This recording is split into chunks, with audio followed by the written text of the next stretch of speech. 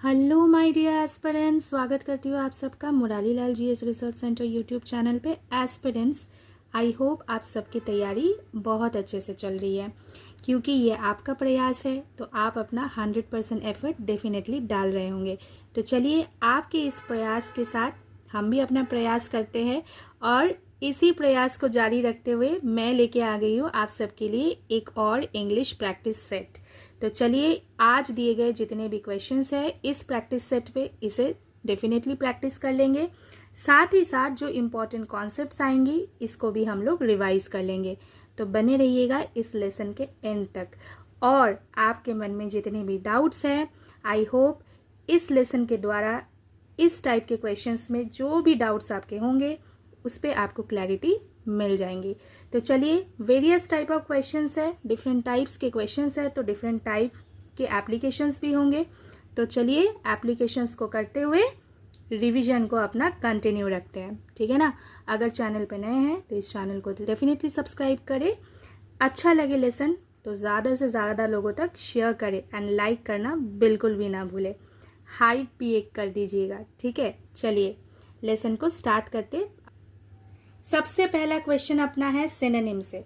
Synonym मतलब क्या? Similar word, हम सबको पता है। तो चलिए, किस वर्ड का सिनोनिम हमें आखिर फाइंड आउट करना है। Imitate, the word is imitate. तो इमिटेट का मतलब भी पता होना चाहिए भाई। इमिटेट का मतलब है किसी के जैसे सिमिलर टाइप बिहेव करना, ठीक है। तो इसे हम लोग इमिटेट करना कहते हैं, ठीक है। तो अब इमिटेट का आपको फाइंड आउट क्या करना है? Similar word. आपको इमिटेट का सिमिलर वर्ड फाइंड आउट करना है फ्रॉम द गिवन ऑप्शंस, ठीक है। ऑप्शन अपना क्या है? Surrender, imagine, copy and invent, ठीक है। अब सरेंडर का क्या मतलब है? सरेंडर का मतलब है गिव अप कर देना, एक काइंड ऑफ, ठीक है ना। इन्वेंट मतलब जो न्यूनेस, एक नॉवेल्टी होती है ना किसी चीज पे, तो उसको लेके आना, तो उसे हम इन्वेंट करना कहते हैं, ठीक है। अच्छा, इमेजिन करना मतलब जो मतलब आप सोच रहे हो कि ऐसा हो सकता है, इट माइट बी, ठीक है ना। तो आप इन्विजन कर रहे हैं, ठीक है, व्हाट माइट बी लाइक, तो दैट इज कॉल्ड इमेजिन। तो इमिटेट का मतलब फिर क्या बन गया? इमिटेट का सिनोनिम मतलब बन गया अपना copy. So copy is the correct answer. Okay, clear. Mimic करना भी इमिटेट करना होता है, लेकिन मिमिक के साथ एक फन कोनोटेशन भी आ जाती है, ठीक है। फन मतलब मस्ती, क्लियर। लेकिन यहाँ पे कॉपी दिया हुआ है, तो copy is the correct synonym, means similar word of the word given imitate. Clear, clarity मिल चुकी है आई होप आप सब लोगों को। चलिए, नेक्स्ट क्वेश्चन की ओर बढ़ते हुए नेक्स्ट क्वेश्चन के इंस्ट्रक्शन को पढ़ लेते हैं। देखिए एस्पिरेंट्स, अपना नेक्स्ट क्वेश्चन क्या है? Select the most appropriate option to fill in the blank. So this is the sentence given. यहाँ पे एक ब्लैंक दे दी गई है आपको सेंटेंस पढ़ने के बाद यहाँ पे जो दिए गए 4 वर्ड्स है, इनमें से मोस्ट अप्रोप्रिएट वर्ड को फाइंड आउट करना है और ब्लैंक को फिल कर देना है, ठीक है। द जजेस applauded me for my blank, ठीक है, डैश दे दिया गया, परफॉर्मेंस एट द कंपटीशन। अब किस टाइप का परफॉर्मेंस, ठीक है। तो एक आपका वर्ड है यूजुअल। तो यूजुअल क्या मतलब है? यूजुअल का मतलब है जो नॉर्मल वे, ठीक है। Usual means what? Normal way, right, normal way. Normal तो नॉर्मलिटी से ही एसोसिएटेड है, ठीक है। Large means something that is bigger in size. तो यहाँ पे एक वर्ड है, देखो, आउटस्टैंडिंग। आउटस्टैंडिंग का क्या मतलब है? आउटस्टैंडिंग का मतलब है एक्सेलेंट, ठीक है। So outstanding is the most appropriate word to fill this blank, ठीक है। तो आउटस्टैंडिंग, ओके। सो द जजेस applauded me for my outstanding performance at the competition. Clear, मैंने परफॉर्मेंस अच्छी करी, एक्सेलेंट परफॉर्मेंस करी, इसलिए जजेस ने अपलॉड किया मुझे, ठीक है। Clear, absolutely clear. तो चारों वर्ड्स के मतलब आपको पता होना चाहिए, because if you know the meaning of this words, if your stock of word is good, then definitely after reading the sentence, blank को आपको किस पर्टिकुलर वर्ड से फिल करना है ये आप डेफिनेटली समझ जाते हैं। तो इसीलिए मैं आप सबसे कहना चाहती हूँ कि यहाँ पे ऑलरेडी प्लेलिस्ट में जाके चेक करिए। सिनोनिम एंड एंटोनिम्स के काफ़ी सारे लेसन ऑलरेडी अपलोडेड है, जाके रिवाइज करिए, ठीक है। ऑलरेडी आपका पढ़ा हुआ है, कभी ना कभी सुना हुआ है कोई वर्ड, किसी ना किसी न्यूज़पेपर में भी आपने पढ़ा हुआ है, किसी ना किसी बुक में आपने पढ़ा हुआ है, रिवीजन करिए, ठीक है। क्योंकि कितना वर्ड्स आप रटोगे, पॉसिबल नहीं है, ठीक है। लेकिन आप एग्जाम्पल के साथ, एप्लीकेशन के थ्रू, किसी भी बुक में, किसी भी पेपर में, कहीं पे भी सुना है तो आपको वो याद आ जाती है, ठीक है। क्लियर। तो चलिए नेक्स्ट क्वेश्चन को देख लेते हैं। तो चलिए एस्पिरेंट्स, जैसा कि आप सब कोई जानते हैं कि टेंस कितना इम्पॉर्टेंट है, तो देखिए टेंस, खाली टेंस से ही आपको कितने सारे सवाल पूछे जाते हैं। तो देखिए इस सवाल को देखिए, है तो इसका टाइप एरर करेक्शन, ठीक है, लेकिन जो टॉपिक है ना associated to this question is tense, ठीक है। तो चलिए इंस्ट्रक्शन को सबसे पहले पढ़ लेते हैं। The following sentence has been divided into parts. देखिए चारों पार्ट में डिवाइड कर दिया गया सेंटेंस को। One of them may contain an error, ठीक है, one of them may contain an error, error हो भी सकती है, एरर नहीं भी हो सकती है, that's why may contain. Clear. Select the part that contains the error from the given options. तो आपको खाली क्या करना है, चारों पार्ट में से जिस पार्ट में एरर है उसे फाइंड आउट करनी है, ऑप्शन में से चेक कर लेना है, तो उस ऑप्शन को आपको फाइंड आउट कर देना है। अगर आपको सेंटेंस में एरर नहीं मिलती है, देखो if you don't find any error mark no error, तो देखो ऑप्शन में नो एरर भी आपको दिया हुआ है, ठीक है। तो चलिए चेकआउट करते हैं पहले क्वेश्चन को।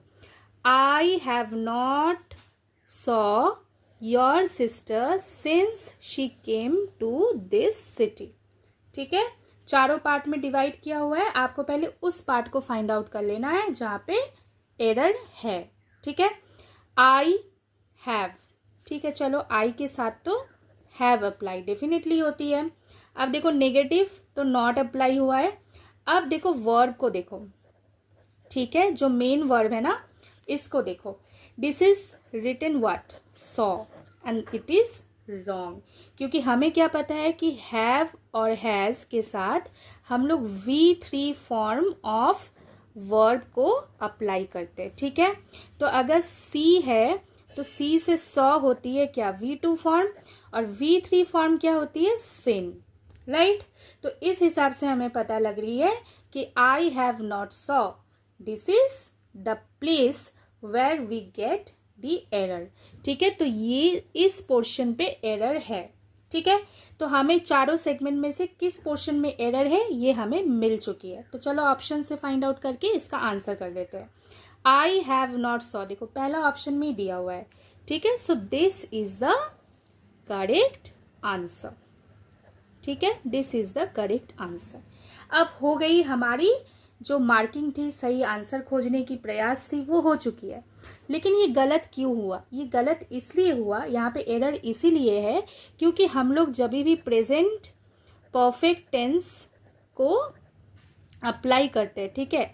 अब प्रेजेंट परफेक्ट टेंस को हम लोग जब भी अप्लाई करते हैं तब हम लोग क्या करते हैं, तब हम लोग हैव या फिर हैज, जो हैव वर्ब होती है उसको अप्लाई करते हैं, एंड उसके साथ ही साथ हम लोग V3 form of the verb को अप्लाई करते हैं, not V2 form. This is V2 form of C, so we should have applied here correctly. अगर ये इसमें एरर नहीं होती तो यहाँ पे आई हैव नॉट सीन होना चाहिए था। Clear, I hope this is absolutely clear to you all. आपको ऑलरेडी ये चीज पता है, खाली हम लोगों ने इस कॉन्सेप्ट को फिर से रिवाइज कर लिया। क्लियर, ठीक है। तो यहाँ पे क्या होना चाहिए था, अगर एरर, अगर आपका नो एरर होता है इसका ऑप्शन, तो इसका सही से उत्तर क्या होना चाहिए था, I have not seen your sister since she came to this city. Clear, absolutely clear, okay. तो यहाँ पे इसके जगह पे क्या है, आई हैव नॉट सॉ, इसीलिए इस पोर्शन पे एरर है। क्लियर, चलो let us move to the next question. Next अब देखिए एस्पिरेंट्स, अपना नेक्स्ट क्वेश्चन है अपना इडियोमेटिक एक्सप्रेशन से, ठीक है। इडियम से रिलेटेड क्वेश्चन आपसे पूछा गया, castle in the air. Castle in the air का क्या मतलब है, हैव अनरियलिस्टिक प्लान्स, ठीक है, मतलब कुछ आपका अनरियलिस्टिक प्लान हो गया या फिर अनरियलिस्टिक आइडियाज हो गया, ठीक है, अनरियलिस्टिक आइडियाज हो गया, तो तब ये बन जाती है castles in the air. Okay, so option में देख लेते हैं. देखिए, acquire something honestly, this is wrong. Very expensive, this is wrong. Polluted air, this is wrong. So the correct answer is unrealistic plan. Okay, so this is the correct answer. So when you are having unrealistic ideas, okay, when you are having unrealistic plan, so that's the moment when you are making castles in the air. Okay, clear? चलो, let us move to the next question. अब देखिए, याद करिए अपने बचपन के पल को. जब आप वर्ड्स को रट्टा मारते थे तो आपको कहा जाता था कि भाई वर्ड्स को पढ़ो तो स्पेलिंग को भी ध्यान दो एंड उच्चारण को भी ध्यान दो. प्रोनाउंसिएशन इज़ वेरी इंपॉर्टेंट, ताकि आप स्पेलिंग्स को याद रख सको किसी भी वर्ड के. ठीक है ना.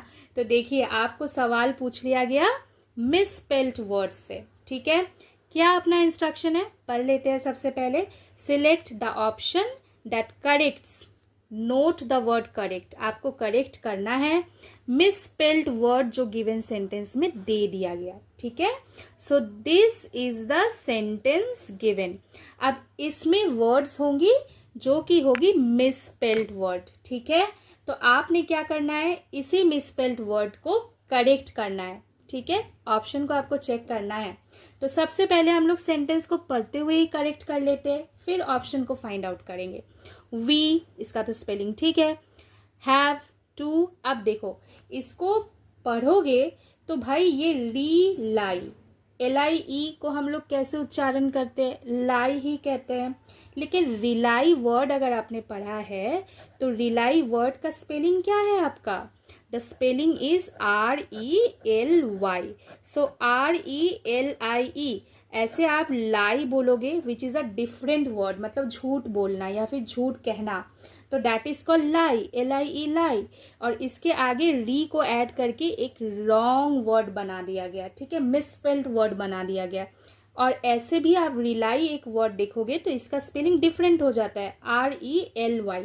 ठीक है, सो इसका स्पेलिंग क्या होना चाहिए था, RELY. हो गया. चलो अब नेक्स्ट देखते हैं ऑन मीनिंगफुल. ठीक है, अब मीनिंगफुल का स्पेलिंग देख लेते हैं. Meaning MEANING, meaning plus full, तो मीनिंगफुल स्पेलिंग ठीक है यहाँ पे.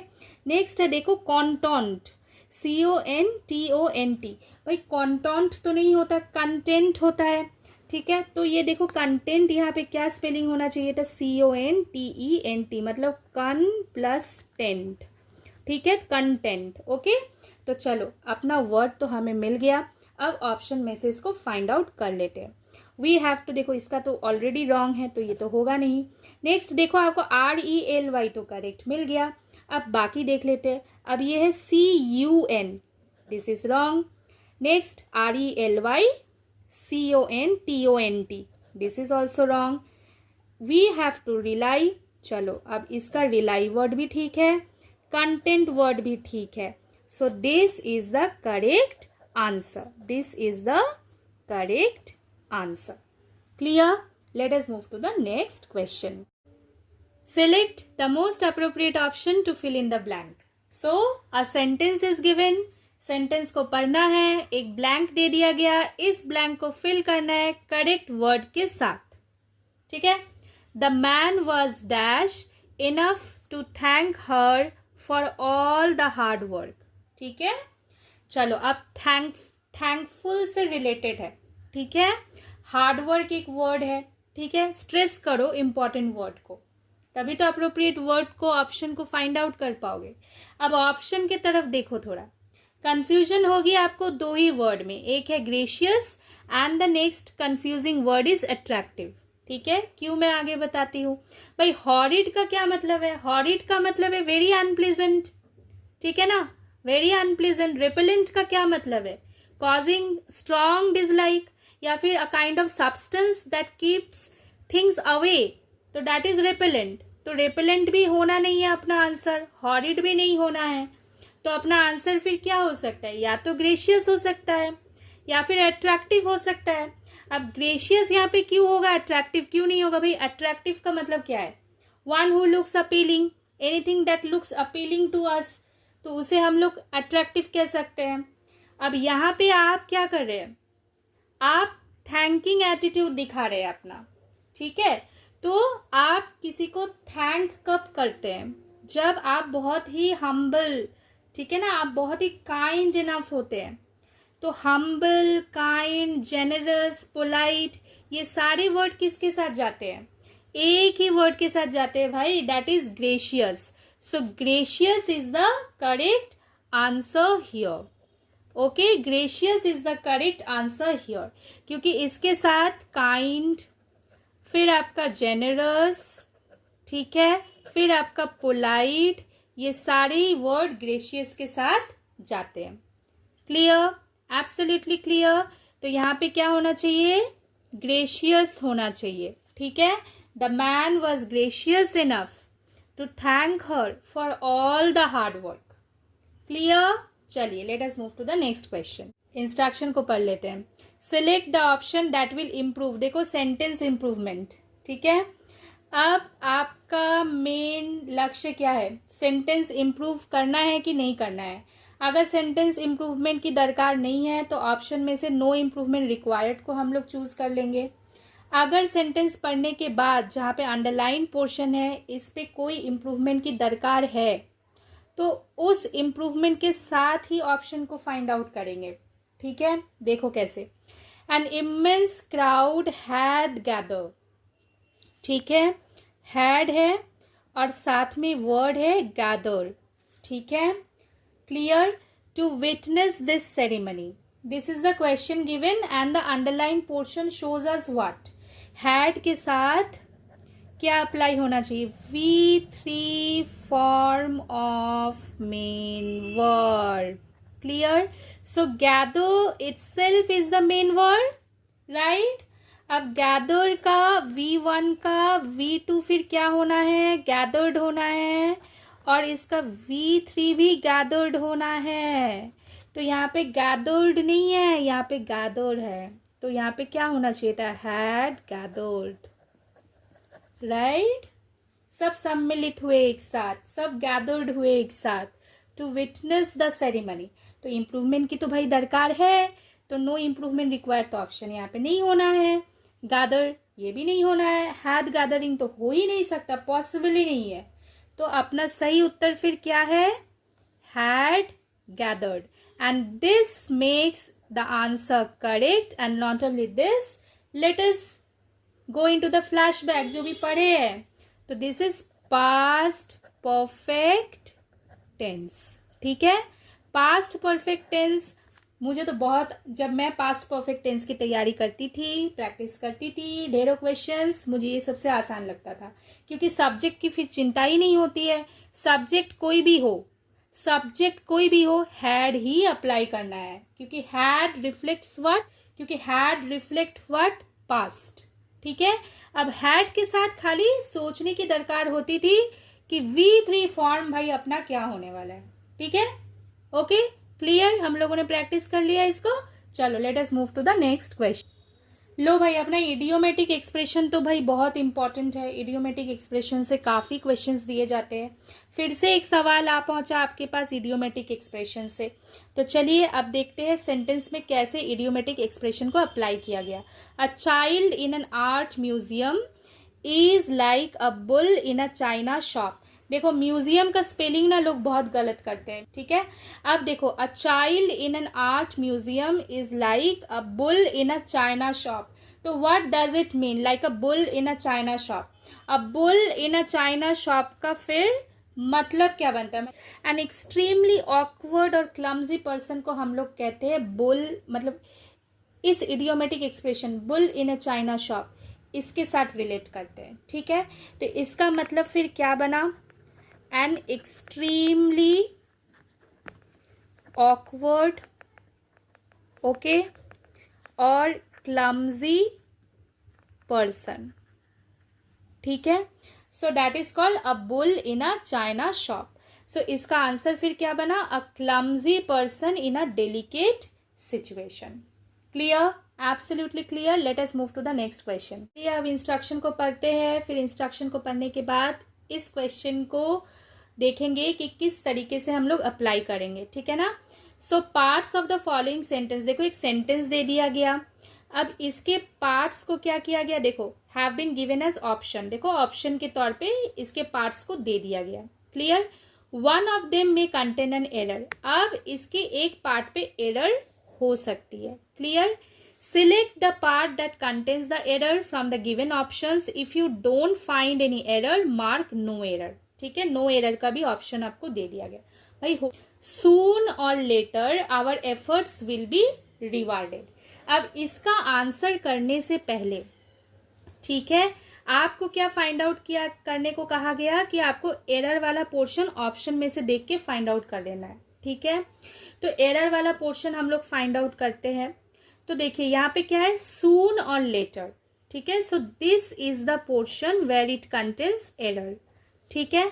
ऑप्शन में देखते हैं, देखो be rewarded our efforts will no error soon or later, सो हमारा ऑप्शन तो हमें मिल गया, ठीक है। So this is the correct answer, right. Soon or later ये इस पोर्शन पे एरर है, तो हम लोगों ने फाइंड आउट कर दिया, इसका आंसर भी कर दिया। लेकिन एरर क्यों है, तो चलिए इसे पता करते हैं। देखिए आपने एक एक्सप्रेशन तो सुना होगा, सूनर और लेटर, ये कॉमन एक्सप्रेशन कहलाती है, ठीक है। ये क्या कहलाती है, कॉमन एक्सप्रेशन।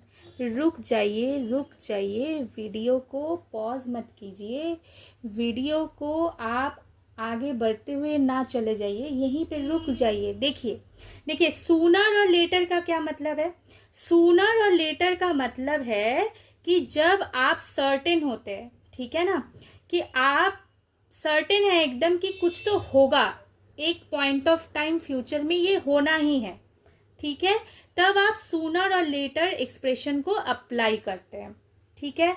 तो देखो यहाँ पे क्या कहा गया, our efforts will be rewarded, मतलब ये आपको पता है कि at some point of time in future whatever the efforts you are giving you will get the reward in return. Clear. So इसीलिए हम लोग एक कॉमन एक्सप्रेशन को अप्लाई करते हैं, दैट इज कॉल्ड सूनर और later, which means what, that something is certain, ठीक है, कि ये होगा ही at some point of time in future, मतलब फ्यूचर के किसी भी पॉइंट ऑफ टाइम पे ये होना ही है, तो तब हम लोग सूनर और लेटर एक्सप्रेशन को अप्लाई करते हैं, ठीक है। क्लियर। तो इस हिसाब से अपना एरर इस पोर्शन पे बन गया, क्योंकि यहाँ पे सूनर नहीं है, देखो यहाँ पे सून है, लेकिन आपको यहाँ पे क्या कहा गया, इसीलिए मैं हमेशा कहती हूँ कि जब भी आप इंस्ट्रक्शन पढ़ो ध्यान लगा के पढ़ो, क्योंकि आपको इतना ही कहा गया कि जहाँ पे एरर है इस पोर्शन को देख के इसका आंसर कर दो, ठीक है। लेकिन यहाँ पे क्यों ये एरर है ये आपको यहाँ पे बताया गया। क्लियर। जनरली हम लोग सूनर को कब अप्लाई करते हैं, कि एडवर्ब के तौर पे अप्लाई करते हैं, ठीक है। सून से सूनर बना देते हैं, और सूनर मतलब क्या, जितना जल्दी हो सके, मतलब आपका एक एक्सपेक्टेड टाइम पीरियड है, इससे पहले काम को करवाना है, तो इसके लिए हम लोग सूनर को अप्लाई करते हैं।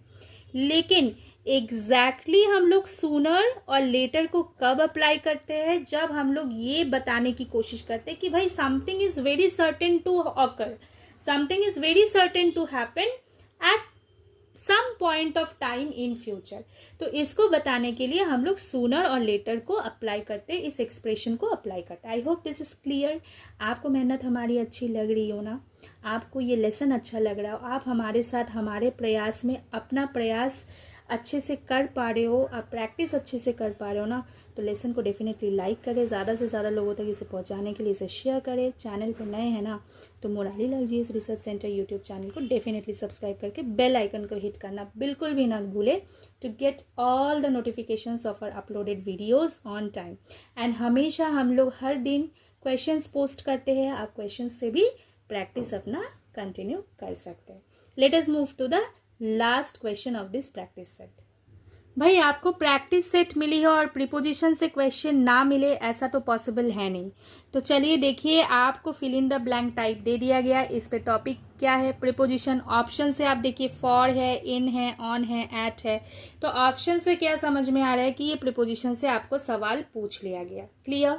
तो चलिए आंसर करते हैं। I organised my dressing table by putting all the rubber bands dash in the drawer. ठीक है, ड्रॉर के अंदर, ठीक है, आपने ड्रॉर के अंदर अपने रबर बैंड्स रख दिए, ठीक है, जब आप ड्रेसिंग टेबल को ऑर्गेनाइज कर रहे थे। तो यहाँ पे क्या ऑप्शन होना है, ऑन तो आप कर नहीं सकते क्योंकि ऑन मतलब ड्रॉर के ऊपर हो गया, ठीक है। तो यहाँ पे ऑप्शन क्या बनेगा, फिर ऑप्शन बनेगा अपना इन, ठीक है, कि आपने ड्रॉर के अंदर अपने रबर बैंड्स को रख दिया, ठीक है। अब मैं आप सबसे कहना चाहती हूँ कि इस चैनल पे आपको डिफरेंट टॉपिक्स के ऊपर, चाहे वो साइंस हो, जीके जीएस हो, जनरल अवेयरनेस हो, मैथ्स हो, इंग्लिश हो, वेरियस टॉपिक्स के ऊपर वीडियोस ऑलरेडी अपलोडेड है। अपने नीड अनुसार प्लेलिस्ट में जाके चेक करें एंड वीडियोस को देखें। आपका समय बिल्कुल भी ज़ाया नहीं करना है हम लोगों ने समय को मद्देनज़र रखते हुए आपके लिए बेहतरीन से बेहतरीन प्रैक्टिस सेट्स लाए हैं। अपना कोशिश, अपना 100% हम लोगों ने दिया है। आई होप आप सबको अच्छा लग रहा है हम लोगों का प्रयास। हमारे साथ जुड़े रहने के लिए बहुत बहुत धन्यवाद। इस चैनल पर नए हैं, इस चैनल को अभी तक आपने सब्सक्राइब नहीं किया तो डेफिनेटली सब्सक्राइब कर दीजिएगा। आप अच्छे से रहिए, अपना ध्यान रखिए और एग्ज़ाम की प्रिपरेशन भी जारी रखिए अच्छे से। चलिए मिलते हैं नेक्स्ट वीडियो पे। Take care, thank you.